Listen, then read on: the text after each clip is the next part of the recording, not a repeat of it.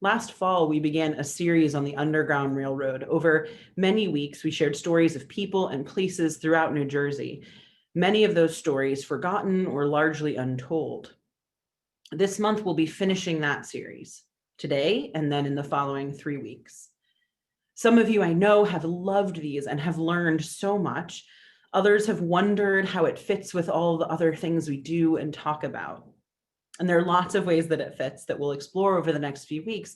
But this morning, I submit to you that one of those ways is exactly around what we choose to carry forward.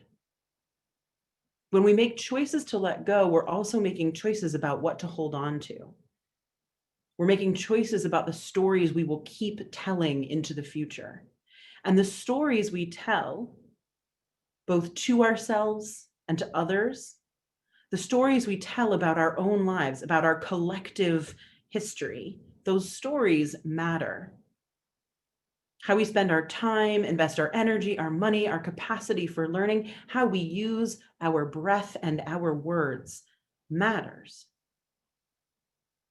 I invite you to listen as Jeanne offers today's installment of our Underground Railroad series, and to listen with your heart open to these questions. Why do we tell the stories that we tell? Why do we hold tight to what we hold tight to? Why do our narratives matter?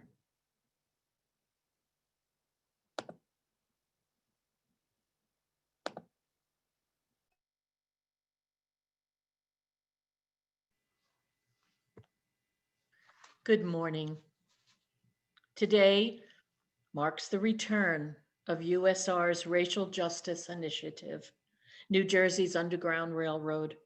And our next stop on this railroad is Newark, New Jersey, whose history of the Underground Railroad, Blacks yearning for justice, and white riots have been undertold and misreported.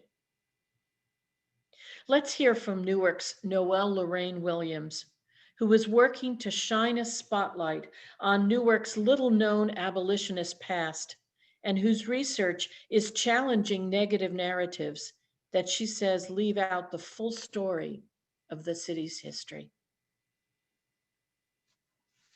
We tend to think of the North as a benign space, right? Or even just a safe space for African Americans, for the fugitive enslaved. But what we come to see is that it was a precarious existence. And what that also implies is that the African Americans were courageous in staying here and creating a space.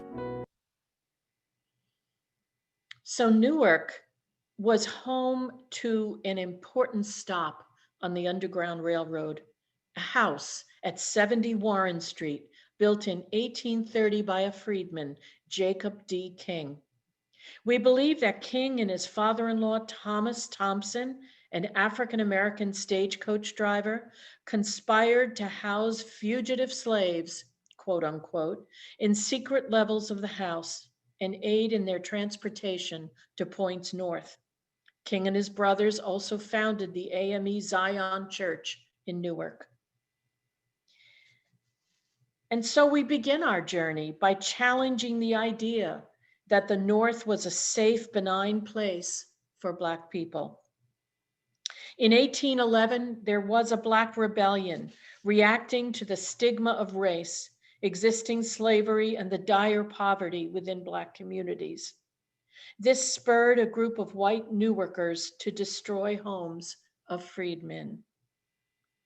In 1834, Reverend William Weeks, whose anti-slavery preaching in the Fourth Presbyterian Church incited whites to charge the altar and riot when he invited a Black barber to stand with him in the pulpit for a moment. The next morning, a white mob entered the church during a service and forcibly removed Reverend Weeks from the pulpit, dragged him to the municipal jail where he was incarcerated. The mob returned to the church, smashing all the windows, destroying the altar, and dragging the pews into the street. These riots caused a national sensation, and violence ensued in other communities. Similar riots ensued in cities such as Norwich, Connecticut, and New York City, where preaching abolitionists were forcibly removed from pulpits and churches and threatened to be tarred and feathered if they continued to challenge slavery. Several newspapers called for the end of this white rioting. The New York Star said, "We are no longer a country of laws. We shall be all anarchy and confusion." And the Journal of Commerce said, "Riots undermined fundamental freedoms." Has it come to this, that in free America, men cannot freely express their opinions because the whole community almost holds to opposite opinions? Are an infuriated mob to act as censors of the pulpit and the press?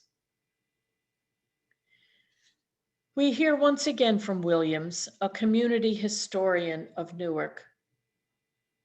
She says, "I'd like to reposition this period as Newark's yearning for justice and rebellion. African Americans rebelled, or they were dissatisfied with their condition and sought to make a better condition for themselves."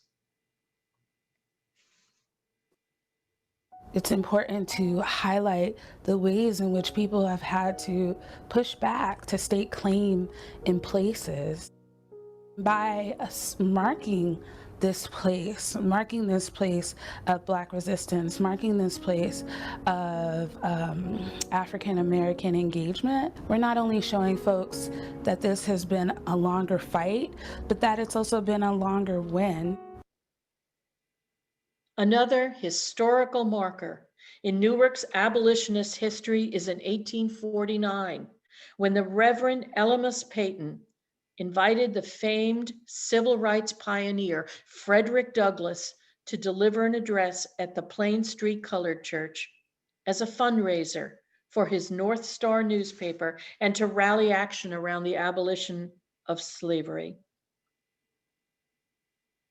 Douglass's clarion voice and prophetic words ring true today. Power concedes nothing without a demand. It never did, and it never will. If there is no struggle, there is no progress. What to the slave is the 4th of July. It is easier to build strong children than to repair broken men. Those who profess to favor freedom and yet depreciate agitation are men who want crops without plowing up the ground. I prayed for 20 years, but received no answer until I prayed with my legs. We have to do with the past only as we can make it useful to the present and the future.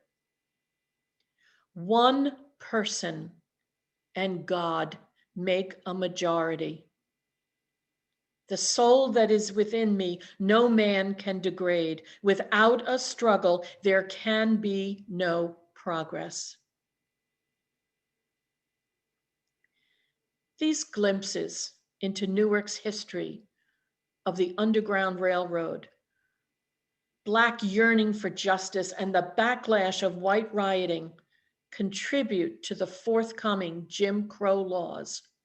State and local laws enacted in the late 19th and early 20th centuries, whose purpose was to turn back the clock, to disenfranchise and remove political and economic gains made by Black people during the Reconstruction period. And Williams reminds us that racial and economic freedom for Black people in New Jersey is about longer fights, longer wins, often gains made in the journey of hard-fought liberation was a gain for the Black community at great expense to Black individuals.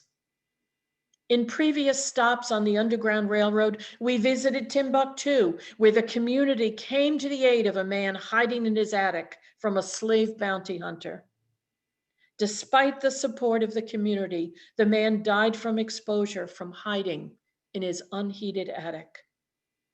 On the small Gloucester stop, we learned of a tax-paying Black father who petitioned to have his children attend the white school that was next door to him. While his petition was successful, the colored school was burned to the ground in retaliation. Where did the Black children of this community attend school? As we acknowledge these longer fights, longer wins in New Jersey's history, we are reminded of our Unitarian history ourselves. The Unitarian minister Theodore Parker, who preached in 1853 and who Martin Luther King famously paraphrased. Parker said, "I do not pretend to understand the moral universe. The arc is a long one, but from what I see, I am sure it bends towards justice."